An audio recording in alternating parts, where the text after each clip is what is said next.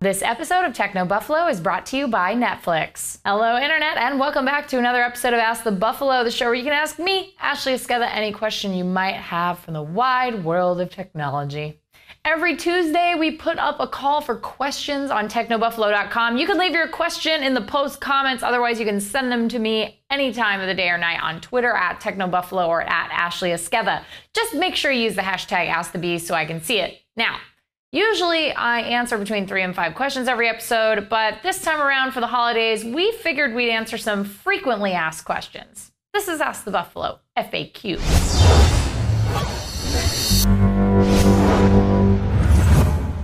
I figured we had to bring in the original Buffalo, John Rettinger. Say hi to everyone. Hi. To answer some of these questions, because I've only been here a little while, but John's been here since day one. So I figured if there was a question I could not answer, if there was a problem, John would solve it. So if there's a problem, I'll solve it. Correct. First question is, what phone should I buy? This one or this one? We get this question a lot. People going, what should I buy? Should I get this or this? What's the appropriate answer? The appropriate answer is what's best for the person asking the question. We have a ton of comparisons or the verses, but at the end of the day, it's what phone do you want? If you ask a question like, hey, which of these two phones is better for media consumption? Or which of these two phones is better for typing? Which of these two phones is better voice recognition? Or better app store, things like that we can answer. But when just a general, hey, should I get the iPhone 5S, the Nexus 5? I'm just like, they're both super good phones. Like, there's no way to answer that question. Yeah, you can't answer that. So, try and maybe give more context. But other than that, there's so many good phones. It's almost harder now to get a bad phone, than it is to find like that absolute like perfect, Shangri-La phone, which probably doesn't exist. They don't. Sorry, guys. I can tell you that much. That's an answer for you. When is insert rumored or unofficial product here? Let's say just, for example, the iWatch. When is the iWatch going to be available to buy? This is a question we get a lot about lots of products from Apple to Samsung to Nokia to Microsoft to everybody in between. What is the answer for this question? So if I knew the answer to that question, I would have like 40 Lamborghinis. The answer is we don't know, unofficial product. What we can say, is what we hear for rumors. So if an iWatch was to be announced, it would make sense, probably a June, July announcement.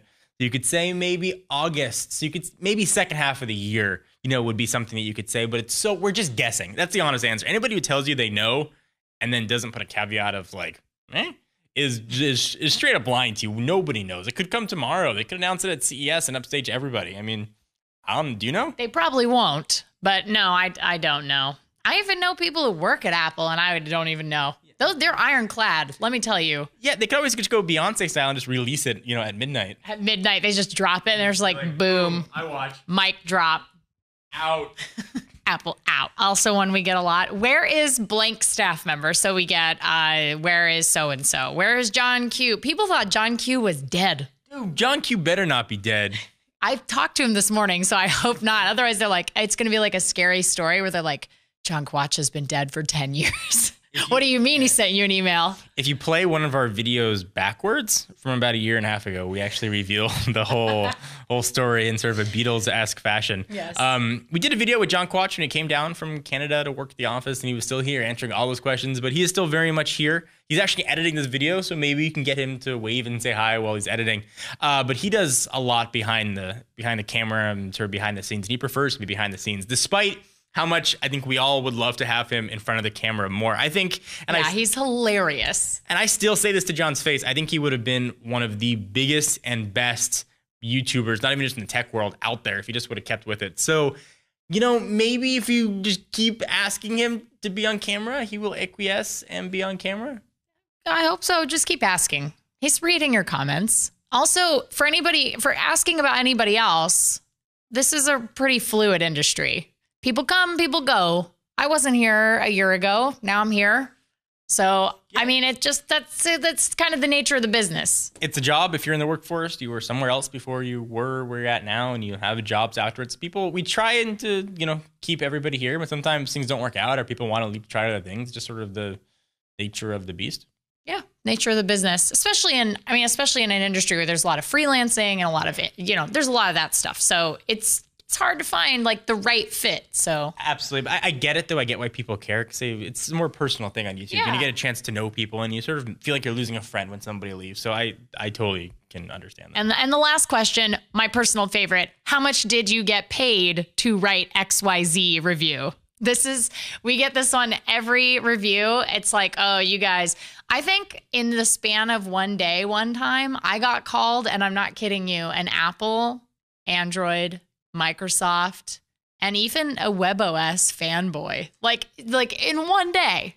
God forbid you say anything nice about any product, immediately that company pays you. Let me tell you unequivocally and honestly, and just put this to bed 100%.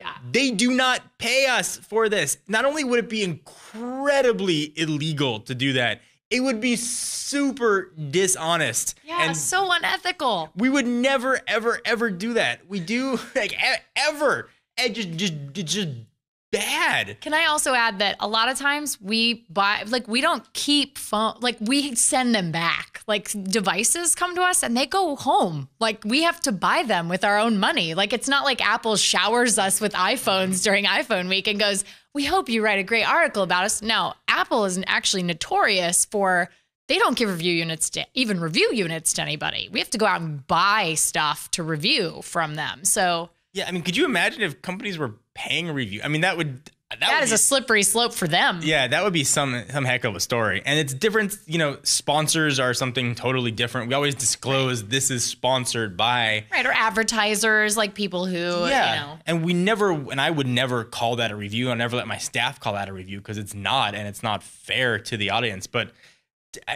people just get so upset, and that's like immediately like the gut reaction, like, oh, they paid you to do that because you can never say anything nice about the product because I don't like it.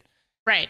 And that would make my own decisions seem bad. And invalid. It's never happen. It's crazy. Like the last thing I will say is just being here. The reason why I personally like being here is because we're pretty positive about stuff. Like if we really hate something, we just don't cover it. Like we cover things we like, unless it's, like, wow, this company really screwed up. But generally speaking, we like to see the good in things. Yeah. And technology is freaking amazing. It's true. How much did I pay you to say that? So much. I got the biggest check ever from George Jetson to say technology is the best. Ever. I don't know. I like to keep it positive. I like to find the good things in products. I agree. And the general rule for us, and we started this from day one of Techno Buffalo, still today, is we'll write about and do videos on stuff that interests us. If there are too many phones to review every single one, too many tablets, and anybody who tries to review every single one either has a gigantic staff, and good for them, or they're not going to get the attention and time they deserve to do a thorough review that we like to call, Techno Buffalo style review. So if it's interesting, we'll review it. If it's not, we just won't. We just say, oh, that's cool. Like, oh, it's nice. All right, next. Like, because that's the bandwidth we have. But yeah, that's a question we get all the time. Like, oh, you guys are fanboys. And I mean, I'll tell you right now, you guys, John uses a Surface. Like, I do. I love the Surface. I do. I'm using the Lumia 2522 now. See, and that's the thing. Like, we use products from every ecosystem. Like I have a Samsung television that I really like. I have an iPhone. I love HTC products. I like Pebble. Like we just like good technology. That's really at the end of it. We like good technology, but we're also aware they have their flaws. Yeah, what it boils down to, we like good technology and bad jokes. Definitely bad jokes. I got to interrupt the show for a quick second to thank our friends and sponsors for today's broadcast, Netflix. I'm a little bit obsessed with It's Always Sunny in Philadelphia. Mac, Charlie, Dee, Dennis, and Frank never fail to make me laugh. But I came to the show in the 3rd season and I wanted to check out previous episodes. So Netflix lets you stream great movies and TV shows directly to your house. You can stream all that content with the Netflix app for Xbox 360, Xbox One, PS3, PS4, Apple TV, Nintendo Wii, Roku. You get the idea. Now I can watch 8 straight seasons of It's Always Sunny, starting right at the pilot episode.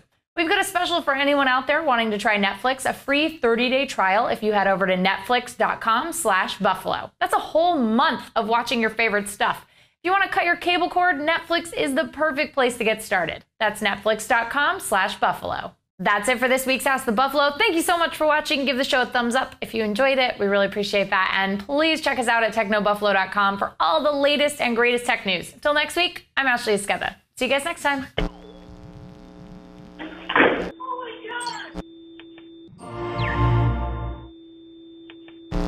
What's up, everyone? It's Ashley. Thanks so much for watching that most recent video. If you enjoyed it, please click on the word subscribe right underneath me to get tons of more tech videos from us here at Techno Buffalo. We have got unboxings, comparisons, reviews, recaps, and everything else you can think of here on the channel.